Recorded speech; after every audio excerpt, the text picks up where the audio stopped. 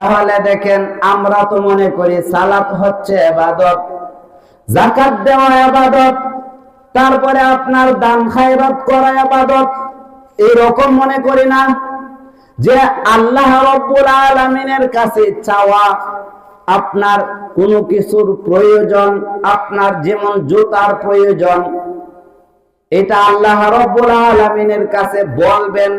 আমরা কি এই জুতার প্রয়োজন, এই চাওয়াটা কি ইবাদত মনে করি? বলেন তো দেখি, হ্যাঁ না বলবেন। চাওয়াটা কি ইবাদত মনে করি? ইবাদত মনে করি না। নুমান ইবনে বাশির রাদিয়াল্লাহু আনহু থেকে বর্ণিত, রাসূল সাল্লাল্লাহু আলাইহি ওয়াসাল্লাম বলেন, ইন্নাদ দুআ হুয়াল ইবাদাহ। রাসূল সাল্লাল্লাহু আলাইহি ওয়াসাল্লাম বলেছেন, দুআই হচ্ছে ইবাদত। দুআই কি? ইবাদত।